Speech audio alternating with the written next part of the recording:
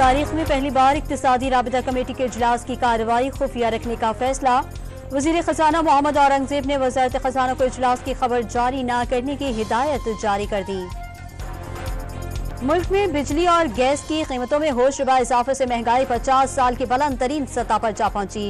रवा माली साल की पहली छमाही में महंगाई 1974 के बाद सबसे ज्यादा रही। आज़म शहबाज शरीफ वफाकी वुज़रा और वज़ीर आला पंजाब की मदीना मुनव्वरा में रोज़ा रसूल सल्लल्लाहु अलैहि वसल्लम पर हाजिरी। उम्मत मुस्लिमा की सलामती और मुल्क की तामीर और तरक्की के लिए दुआएं। सऊदी वली अहद से मुलाकात शेड्यूल। सदर आसिफ अली सरदारी का तुर्क हम मनसब रजब तैयब उर्दवान से टेलीफोन पर राबता। ईद उल फित्र की मुबारकबाद का तबादला है। सदर तैयब उर्दवान को दौरा पाकिस्तान की भी दावत दे दी।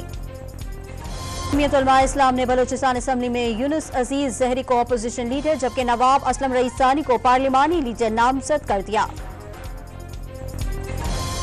पख्तूनख्वा पुलिस ने बशाम हमले की दूसरी रिपोर्ट वफाक को अरसाल कर दी। गुज़िश्ता रोज सिक्योरिटी में गफलत पर 5 जिम्मेदार अफसरान के खिलाफ कार्रवाई का ऐलान किया गया था। लास के करीब लैंड स्लाइडिंग से शहीद नायब सूबेदार की नमाज जनाजा अदा। शहीद खालिद नसीर को मुकम्मल फौजी एजाज के साथ फैसलाबाद में सुपुर्द खाक किया जाएगा। दिनों में ईद मनाने के लिए मुल्क के बड़े बस अड्डों पर परदेसियों का रश बढ़ गया। ट्रांसपोर्टर्स की ईदी वसूलने की मुहिम उरूज पर।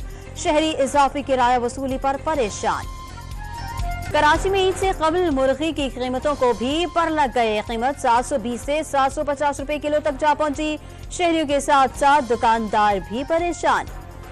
और पाकिस्तान क्रिकेट टीम के लिए लगाया गया काकुल फिटनेस कैंप खत्म। कौमी खिलाड़ी आज इस्लामाबाद में आर्मी चीफ के इफ्तार डिनर में शरीक होंगे।